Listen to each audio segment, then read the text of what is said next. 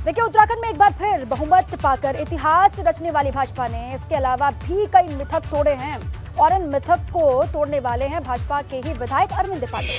कहा जाता था कि उत्तराखंड में शिक्षा मंत्री बनने वाला नेता दोबारा चुनाव नहीं जीत पाता, लेकिन इस बार अरविंद पांडे ने मिथक भी तोड़ दिया और शिक्षा मंत्री रहते हुए उन्होंने दोबारा गदरपुर से जीत हासिल की है।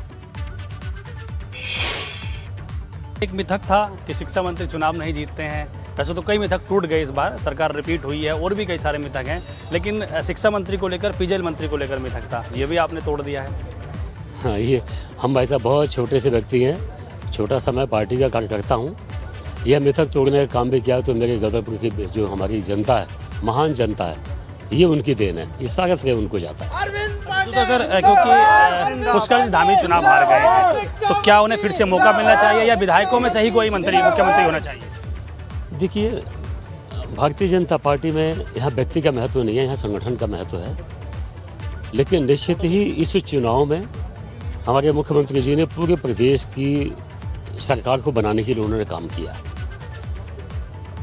सीट कई बार हो जाता है, लेकिन जीत हार से व्यक्ति के उसका कैरेक्टर का मूल्यांकन नहीं किया जा सकता। इससे प्रदेश की सरकार को बनाने का काम किया है। वो खुद की अपनी सीट नहीं बचा पाए, कोई बात नहीं, लेकिन वह प्रदेश के नेता हैं, हमारे नेता हैं। और रही बात मुख्यमंत्री कौन बनेगा, तो ये संगठन हमारा, इसका संविधान है जो हमारे नेतृत्व तय करेगा और भारतीय जनता पार्टी का कार्यकर्ता ही मुख्यमंत्री बनेगा।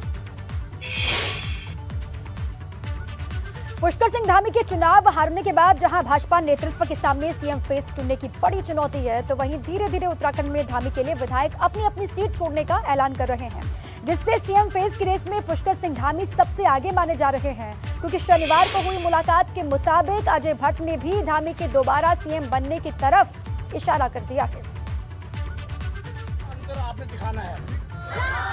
तो अजय भट्ट से जब पूछा गया कि आगे क्या होगा, तो उन्होंने कहा कि हो सकता है उनको भी मौका मिल जाए या फिर हो सकता है किसी नए चेहरे पर दांव खेला जाए। लेकिन जो नए नए विधायक चुन करके आए हैं, वो भी ये कह रहे हैं कि वो खुद सीट छोड़ने को तैयार हैं पुष्कर सिंह धामी के लिए। नेतृत्व में चुनाव लड़ा है और चुनाव बहुत अच्छा रहा है। जनता ने मैंडेट दिया है धामी जी के नेतृत्व को और मोदी जी की कार्यकुशलता को, और जो उत्तराखंड में विकास कार्य हो रहे हैं वो जनता ने उसको सराहा है। और रुड़की में खास तौर से जीत रही है कि विकास के पीछे जीत हुई है। तो मेरा मानना है कि अगर राष्ट्रीय नेतृत्व धामी जी को मुख्यमंत्री बनाता है, तो उनको अगर सीट की जरूरत पड़ेगी तो मैं उनके लिए रुड़की सीट छोड़ने को तैयार हूँ। और रुड़की से चुनाव लड़ें, मैं उनको आमंत्रित करता हूँ और ये वादा करता हूँ कि अगर रुड़की से चुनाव लड़ेंगे तो 20,000 प्लस से हम उनको यहाँ से जिता कर भेजेंगे।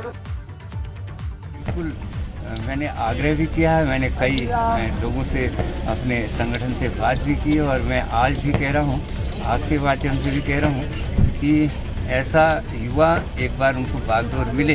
मैं आज वास्तव में पूरे सर्टिफिकेट अभी हाथ में लिया है मैं बिल्कुल अपने मन से, तन से, पूरी जनता की तरफ से मैं पुष्कर धामी के लिए इसको वापस सौंपने को तैयार रहूँगा। और मेरी चाहत है कि एक बार फिर से पुष्कर धामी के हाथ में बागडोर